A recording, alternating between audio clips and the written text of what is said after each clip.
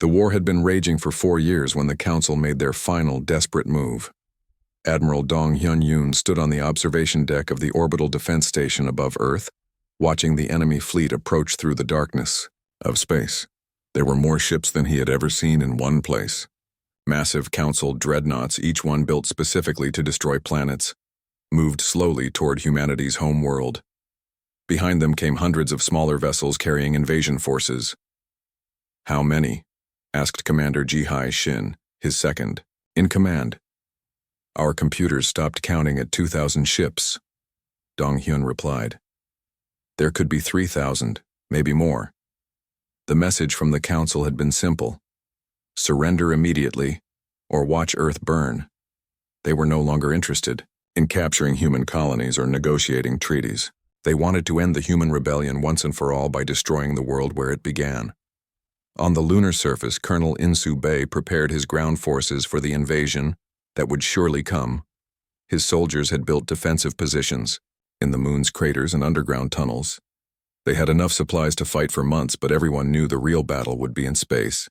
"Sir," said Lieutenant So-young Kim, "the orbital platforms are reporting ready status." In-soo nodded. The moon was covered with weapons designed to protect Earth from exactly this kind of attack. But there were so many enemy ships that even the best defenses might not be enough. High above them, Commander Ye Jin-oh coordinated the space-based defense platforms. Each platform was armed with the most advanced weapons humanity could build. They could destroy any normal fleet, but this was not a normal fleet. "All platforms, target the lead dreadnoughts," she ordered. "We have to stop them before they get close enough to bombard the planet."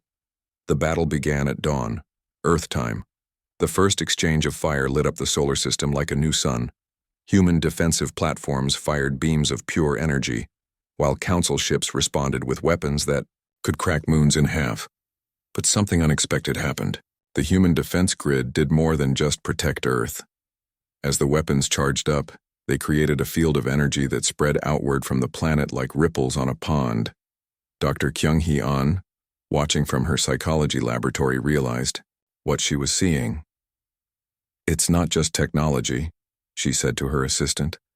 "It's coordination on a level that should be impossible." Every human on Earth, in orbit, and on the moon, was working together without conscious effort. Soldiers anticipated each other's movements. Engineers fixed problems before they happened. Pilots flew in formations that looked like they had practiced together for years, even though many had never met. This unity was something the Council species had never seen before. Each alien race was good at working with their own kind, but they struggled to cooperate with others. Humans were different. Their diversity actually made them stronger when they faced a common threat. The breakthrough came when engineer Woo-jin Park activated his greatest creation. For 5 years, he had been working on a planetary defense system unlike anything ever imagined. It used the quantum effects that Dr. Sung-min Yu had discovered, but on a massive scale. Activating the planetary grid, Woo-jin announced. Energy flowed through hidden conduits that ran through Earth's crust. The planet itself became a giant weapon, projecting a barrier that extended far into space. Council ships that touched the barrier simply vanished, transported to random locations throughout the galaxy. But the quantum field had an unexpected side effect. Physicist Hana John monitored the readings from her laboratory and grew more worried with each passing hour. "The field is destabilizing local space-time," she warned Admiral Yoon. "If we keep this up, we could damage nearby star systems." The price of protecting Earth was threatening the very fabric of reality around it. Every hour the defense grid remained active, it created ripples that spread outward at the speed of light. Planets hundreds of light years away began reporting strange gravitational anomalies. Meanwhile, the Council was facing its own crisis. Intelligence Officer Chan Woo Lim intercepted communications between Council fleets that revealed the depth of their problems. "They're falling apart," he reported to Admiral Park. "The Velthari Queens are fighting each other instead of following Central Command. The Nethys have withdrawn half their ships to protect their home systems. Even some of the founding Council species are questioning whether this war is worth fighting." The most significant intelligence came from an unexpected source. Ambassador Jae Sung Kim had been working secretly with representatives from the hegemony States, a confederation of neutral species that had stayed out of the war. They want to meet, Jae Sung told Admiral Park. The hegemony is tired of watching the galaxy tear itself apart. They're willing to mediate a peace settlement. But the hegemony's leader had a more important message. The humans fight not for conquest, but for the right to exist as equals, she announced in a broadcast that reached every inhabited world in the galaxy. This is a cause worthy of support. One by one, the hegemony species declared their support for humanity. The tide of galactic opinion was finally turning, but it might be too late. The quantum defense grid around Earth was creating problems, faster than scientists could solve them. Dr. Hannah John worked desperately to find a solution. The field is interacting with the galaxy's natural quantum structure, she explained to Admiral Park. It's like dropping a stone in a calm pond, but the pond is reality itself. Reports came in from across human space of strange phenomena. Toirai. New Sol gravity fluctuated randomly for several hours. Near Proxima Centauri, time moved slower for an entire day. Most disturbing of all, some human ships reported seeing things that should not exist. Creatures moving between dimensions, drawn by the chaos humanity's weapons were creating. We have to shut down the grid, Hana warned. If we don't, we could damage the entire galaxy. But shutting down the grid would leave Earth defenseless against the remaining Council forces. Admiral Dong Hyun faced an impossible choice. Save Earth and risk destroying everything else, or save the galaxy and watch humanity's homeworld burn. The decision was made for him when long-range sensors detected something even more terrifying than the Council fleet. Captain Myung-Ho Song commanded humanity's deep space reconnaissance forces, and his ships had been exploring the outer edges of the galaxy. Admiral, Song's voice crackled over the communicator. You need to see this. The images Song transmitted made everyone stop fighting for a moment. Vast, dark shapes were moving through the space between galaxies. They were larger than planets, darker than black holes, and they were heading toward the Milky Way. What are they? Asked Admiral Park. We don't know, Song replied, but they seem to be attracted to areas of high quantum activity. They're heading straight for the regions where we've been using our most advanced weapons. Dr. Hannah John studied the sensor readings and felt her blood turn cold. They're drawn to chaos, she said. The quantum disruptions we've been creating are like signals calling them here. The extragalactic entities were still months away, but their approach changed everything. Suddenly, the war between humans and the Council seemed much less important than the threat facing all life in the galaxy. On the Council station, emergency meetings were held every hour. The alien leaders who had been demanding humanity's destruction now faced a choice: continue fighting and attract more dangerous attention, or find a way to work together against the approaching threat. Even the most stubborn Council members could see that their old way of doing things was not working. The rigid hierarchies and inflexible thinking that had kept them in power for centuries were useless against an enemy that existed outside normal reality. Admiral Park received a communication from the Council that he never expected: a request for a ceasefire and peace negotiations. The message was signed by representatives of all 12 founding Council species. They want to meet on neutral ground, he told his staff. The hegemony has offered to host talks on their capital world. Captain Yoon-ji Kim, who had been with Park since the beginning, shook her head in amazement. 4 years ago, they called us a lower species. Now they want to negotiate as equals. It took an external threat to make them see what we've been trying to tell them all along, Park replied. The galaxy is big enough for all of us, but only if we work together. As the 5th year of war began, both sides prepared for peace talks that would either save the galaxy or doom it. The approaching darkness from beyond the stars had given everyone a new perspective on what really mattered. The question was no longer who would win the war. The question was whether former enemies could become allies quickly enough to face a threat that made their previous conflicts seem like children's games. The peace talks began on Harmony Station, a massive space platform built by the hegemony states in neutral space. Admiral Park walked through the station's corridors once again, but this time everything was different. Instead of facing hostile aliens alone, he was surrounded by representatives from over 50 species, many of whom had once been enemies. The old council chambers had been destroyed in the war. This new meeting place was designed differently. Instead of tall chairs that looked down on others, everyone sat at the same level around a circular table. It was a small change, but it meant everything. Dr. So Young Han had requested this emergency meeting after her research team made a terrifying discovery. She stood before the assembled delegates, her data projectors showing images that made even the bravest warriors feel afraid. The entities approaching our galaxy are not just dangerous, she explained. They consume entire realities. Every time we use quantum weapons or dimensional technology, we create signals that attract more of them. The holographic display showed the space between galaxies. Dark shapes, each larger than a solar system, moved through the void like cosmic predators. They had already consumed several smaller galaxies, leaving nothing but empty space behind. How long do we have? Asked the Cathara representative. 6 months, maybe less, Dr. Han replied. And that's if we stop using advanced weapons immediately. The silence in the room was complete. For 5 years, the war had been fought with increasingly powerful technology. Both sides had pushed the limits of physics to gain advantages over their enemies. Now they learned that every weapon they had fired was calling something much worse. Captain Myung-ho Song presented his reconnaissance data. His ships had been watching the approaching entities for months, trying to understand what they were and what they wanted. They're not alive in any way we understand, he reported. They exist partially outside our dimension. Normal weapons can't touch them, and they seem to feed on the energy released when space-time is damaged. The Velthari delegate, the same one who had called humans a lower species years ago, clicked his mandibles nervously. How do we fight something that cannot be harmed? We don't fight them, said Ambassador Nam. We work together to send them away. She explained the plan that humanity's best scientists had developed. Instead of fighting the entities directly, they would repair the damage that had been done to space-time during the war.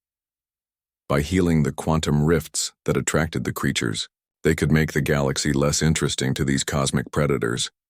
But it will require cooperation on a scale never before attempted, Nam continued. Every species, every world, every ship must work together perfectly. Even one group refusing to cooperate could doom us all. The ancient being that had spoken to Bo-Ram Jang appeared in the center of the room. Its energy form flickered with colors that had no names. Your species has learned what ours forgot long ago, the ancient said. True strength comes not from dominating others, but from helping them become stronger. You have proven that diversity and cooperation are more powerful than uniformity and control. The ancient's words carried weight that no one could ignore. This being had watched civilizations rise and fall for millions of years. If it said humanity was special, then perhaps it was true. Constitutional scholar Gyeon Woo-cha had been working for months on a new form of government that could include every intelligent species in the galaxy. His design was radical. Instead of trying to make everyone the same, it celebrated their differences. Each species contributes what they do best, he explained. The Velthari are excellent at organization and coordination. The Cathara are wise and thoughtful. The ethereal drifters understand energy in ways no one else can. Humans are good at adapting and bringing different groups together. The new cosmic assembly would have no single ruler or controlling council. Instead, decisions would be made by temporary committees formed for specific problems.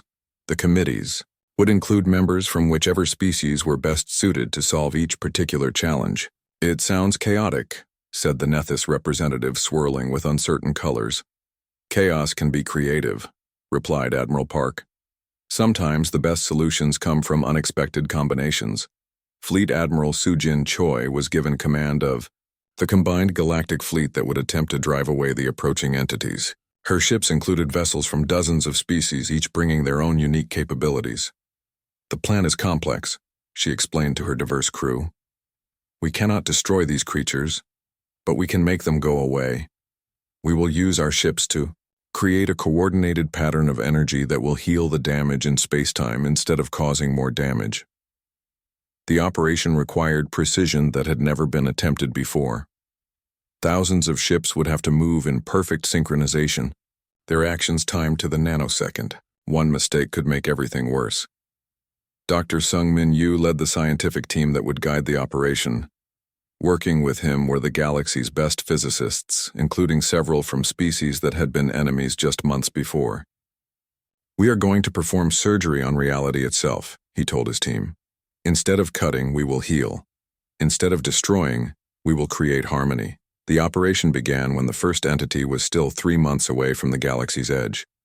Ships from every species took their positions in a vast 3-dimensional pattern that extended across thousands of light years.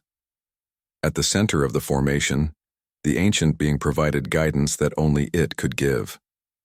It had seen the universe before these entities existed, and it knew how to make them leave.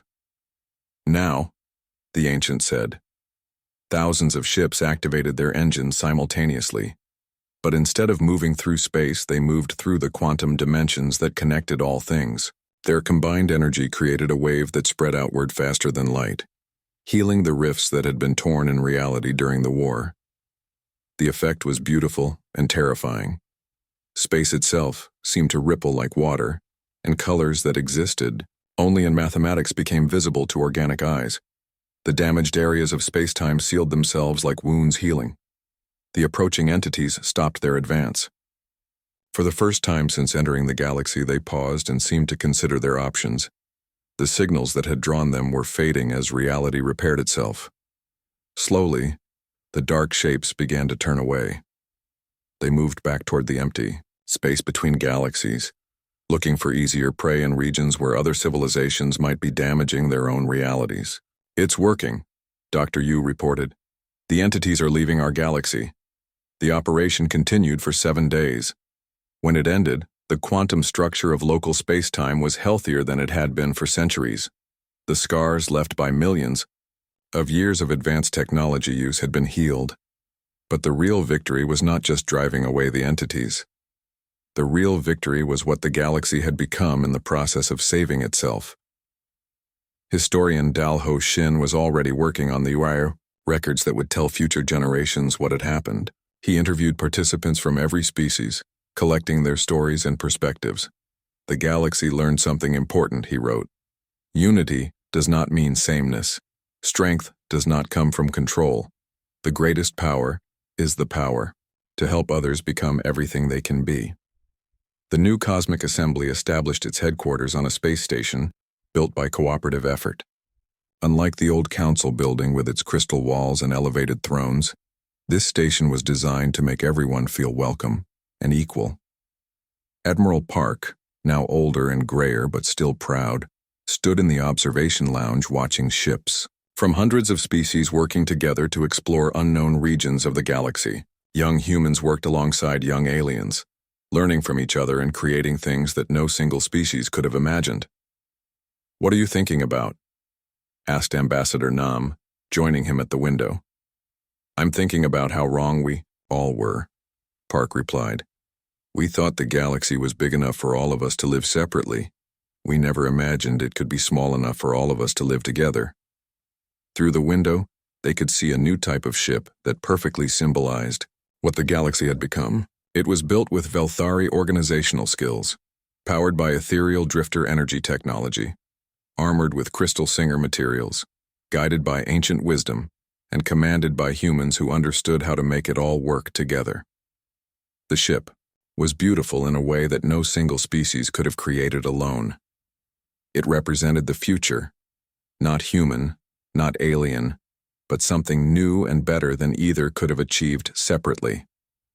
Dr. Jin-Ho Lee, now the director of the Galactic Institute for Biological Diversity, published his final research on what made humans special. His conclusion surprised even him.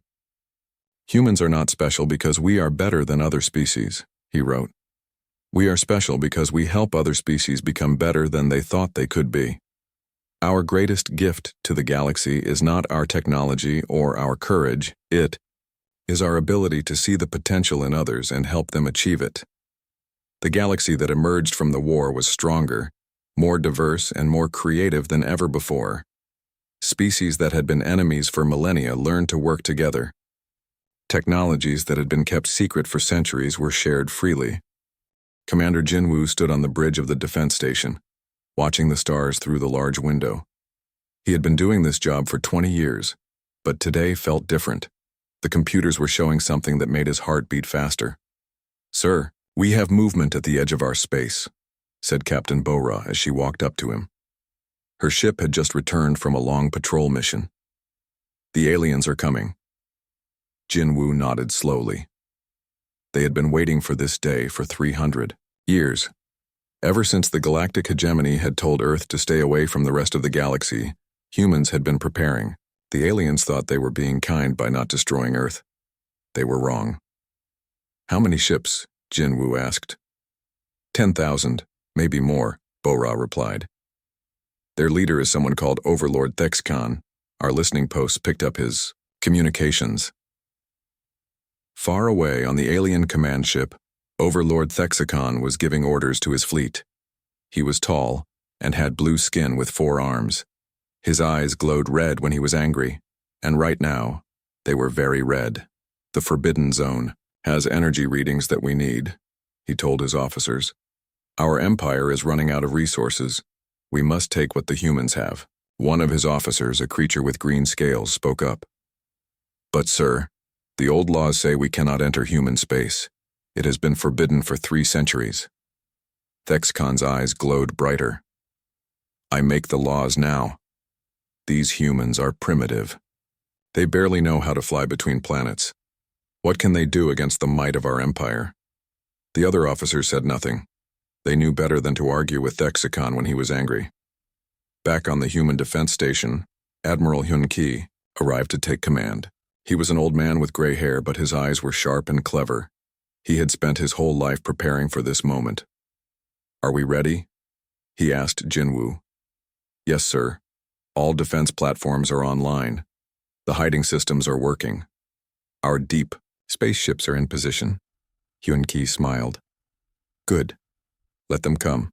Let them see what humans can do when we have time to prepare." The alien fleet moved closer to Earth's solar system.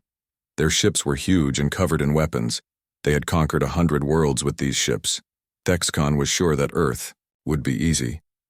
"Send the scout ships first," he ordered. "I want to see what these humans have been doing in their little corner of space." 20 alien scout ships flew ahead of the main fleet. They were fast and had good sensors. But as soon as they crossed into human space, something strange happened. The ships just disappeared. "Where did they go?"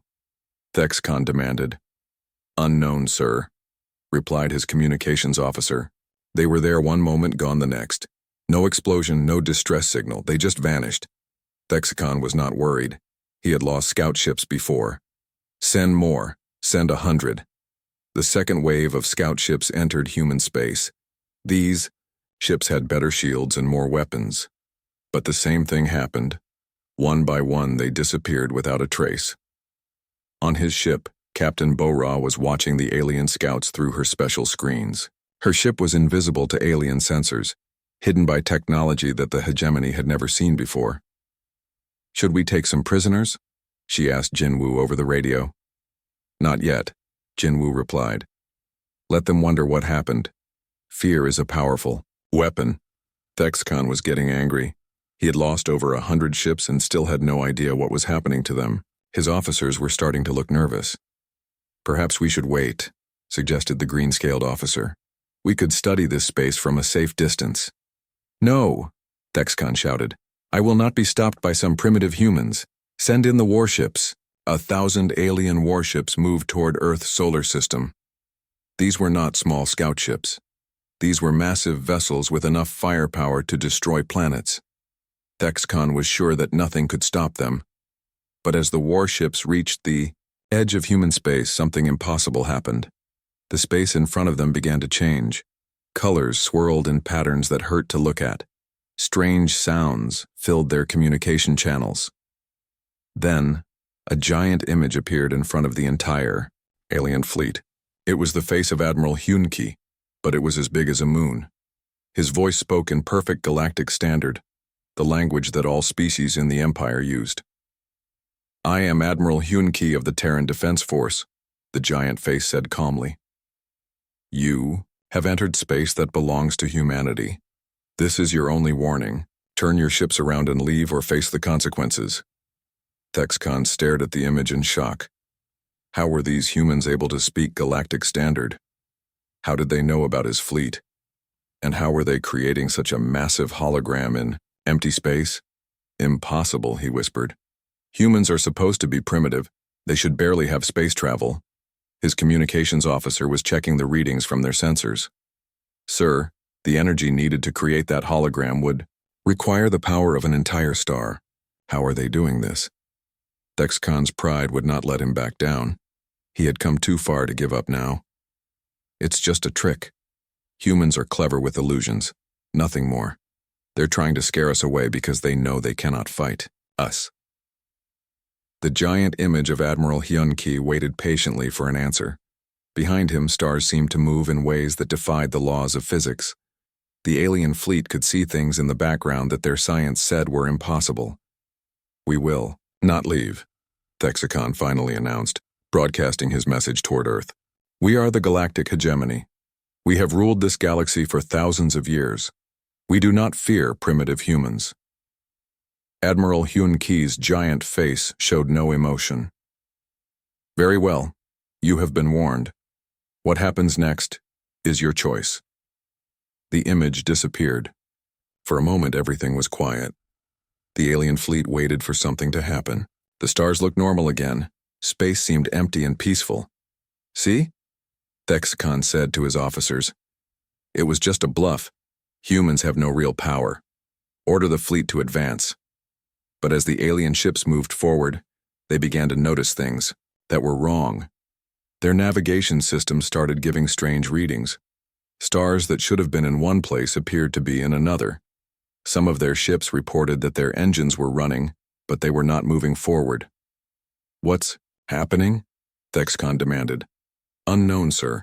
Space itself seems to be changing around us. On the human defense station, Jinwoo was watching the alien fleet struggle with their navigation problems. The humans had learned to control gravity and space itself. What the aliens thought was empty space was actually full of human technology that they could not see or understand. Should we show them more? Bora asked. Not yet, Admiral Hyun-Ki replied. Let them think about what they've gotten themselves into. Sometimes the fear of the unknown is more powerful than any weapon. Thexcon was beginning to understand that he had made a terrible mistake. These humans were not primitive at all. They had technology that his empire had never seen, but his pride would not let him admit he was wrong. Prepare for full attack, he ordered. Whatever tricks these humans have, we will break through them with pure force. As the alien fleet prepared for war, Admiral Hyun-Ki spoke quietly to his officers. 300 years ago, they told us to stay in our corner of the galaxy. They thought they were keeping the galaxy safe from us. They never realized they were giving us time to become something they could never imagine. The battle for Earth was about to begin, but the aliens had no idea what they were really fighting against. Overlord Thexcon laughed when he saw the human warning disappear. He had conquered worlds across the galaxy. No primitive species had ever stood against his empire and won. All ships, attack formation, he commanded. Show these humans the Aigaing power of the galactic hegemony. 10,000 alien warships spread out across space, their weapons charging with deadly energy. Each ship could destroy a city with one shot. Together they could turn an entire planet into dust. But as the fleet moved toward Earth's solar system, something strange happened. The ship's sensors could not find anything to attack. Where Earth should have been, there was only empty space. Where human space stations should have been, there was nothing. Even the sun seemed different, smaller somehow. Where are the human planets?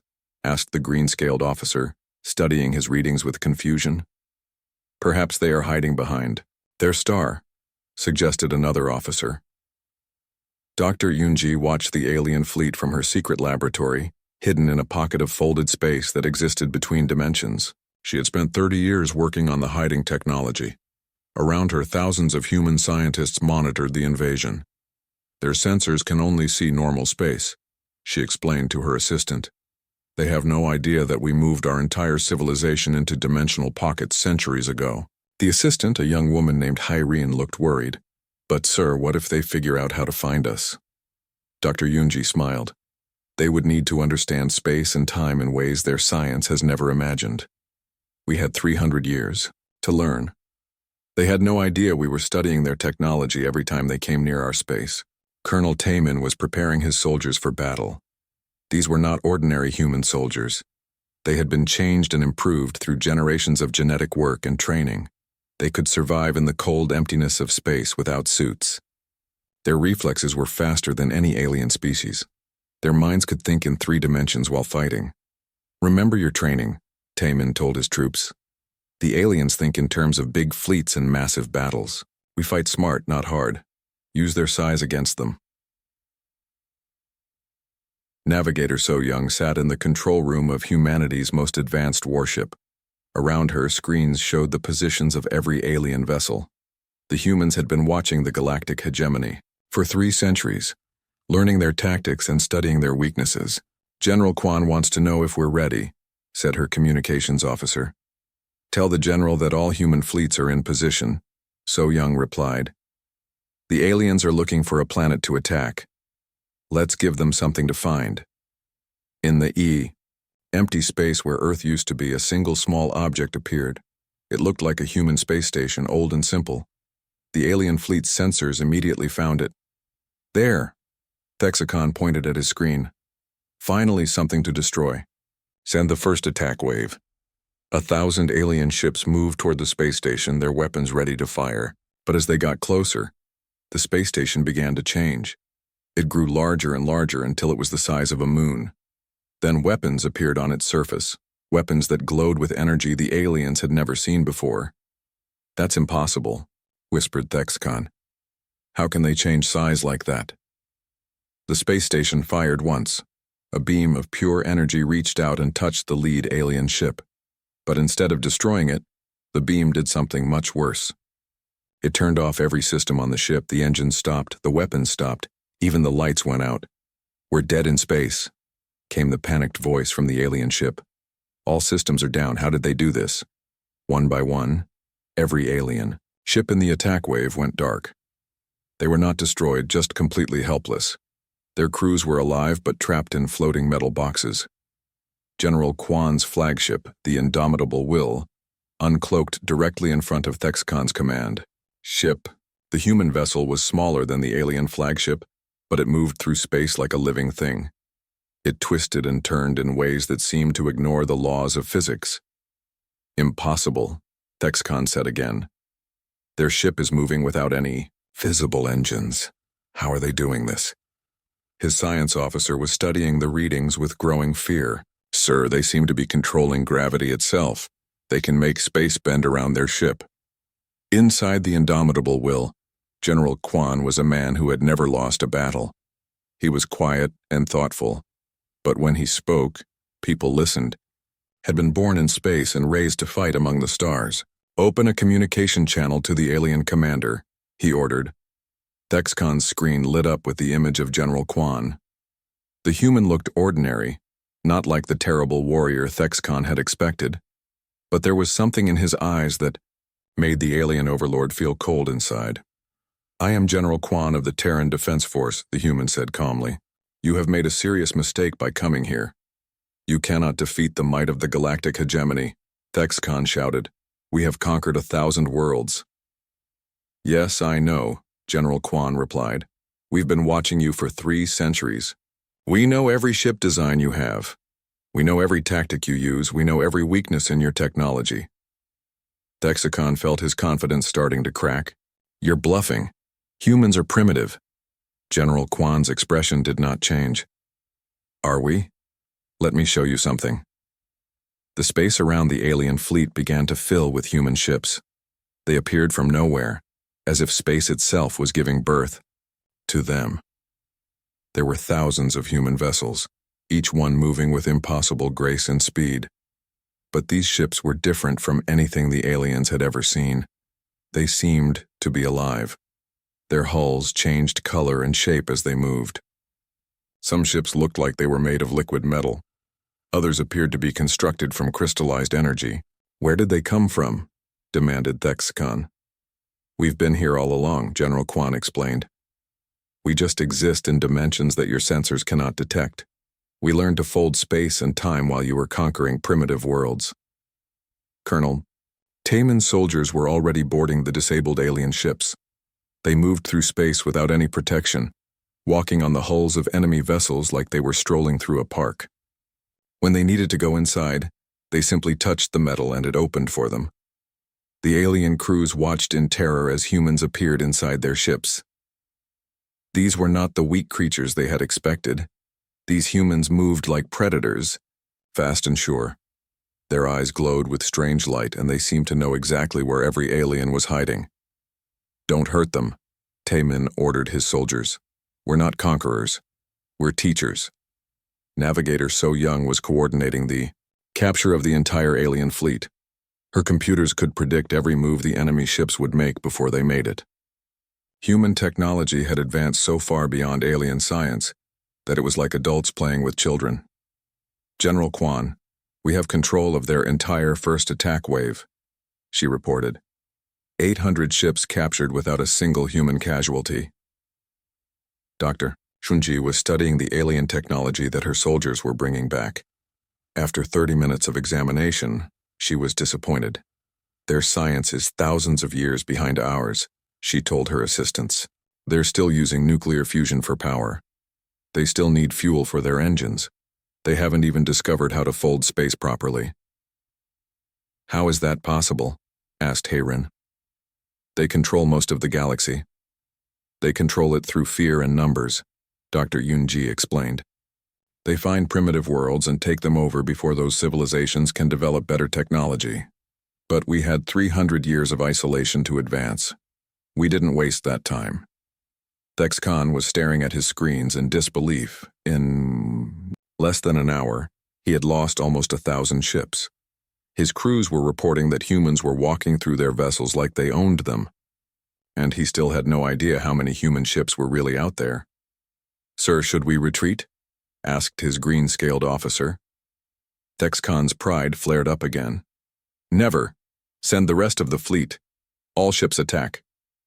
But General Quan was already expecting this order. Human ships began to appear all around the remaining alien fleet. There were more than 10,000 human vessels, each one more advanced than anything the aliens had ever built. This is your last warning, General Quan broadcast to all alien ships.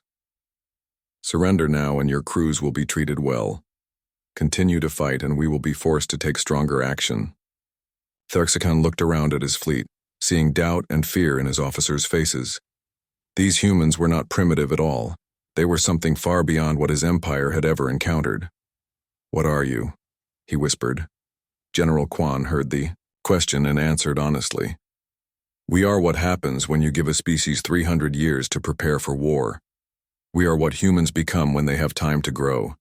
3 days after the failed invasion of human space, Overlord Thexicon sat in his damaged command ship, staring at reports he could barely believe. Half of his fleet was captured. The other half was floating helplessly in space. Their systems, shut down by human technology.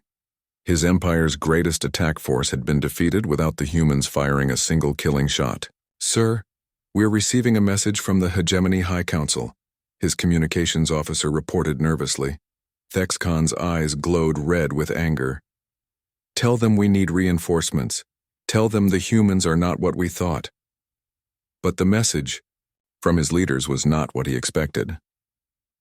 The council orders you to retreat immediately, the officer continued. They're sending the Grand Fleet to handle this situation. Retreat? Thexicon's voice was full of rage.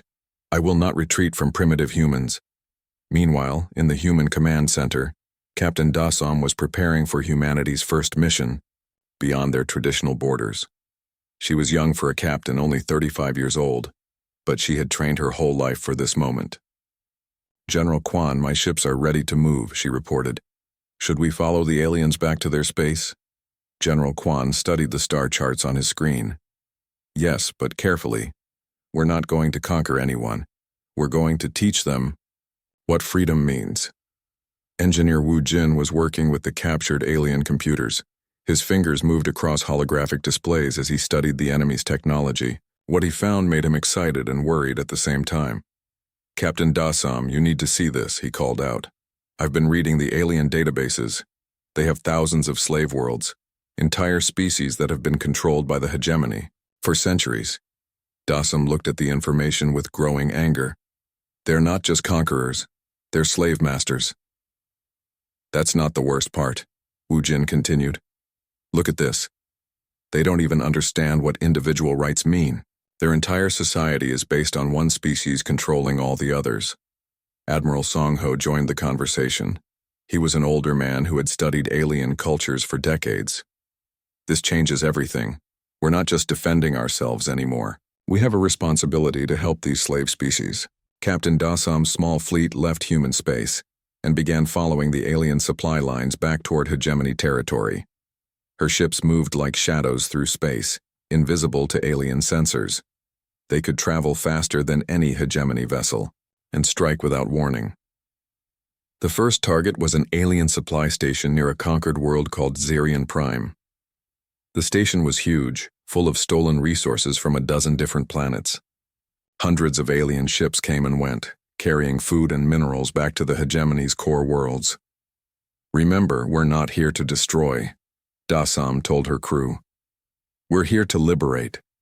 Her ship, the Silent Strike, appeared next to the supply station without any warning. The station's crew panicked when they saw the human vessel. They had heard rumors about what happened to Thexcon's fleet. "This is Captain Dasam of the Terran Liberation Force," she broadcast. "Your oppression of free worlds ends today." The station commander, a creature with purple skin and 6 arms, tried to call for help, but engineer Wu Jin's systems had already taken control of all communications. Every message the aliens tried to send was blocked. "How are they doing this?" the purple-skinned commander asked his crew. "Our technology should be protected from outside interference." But human computer systems were centuries ahead of alien technology. Wu Jin could break into any hegemony network in seconds.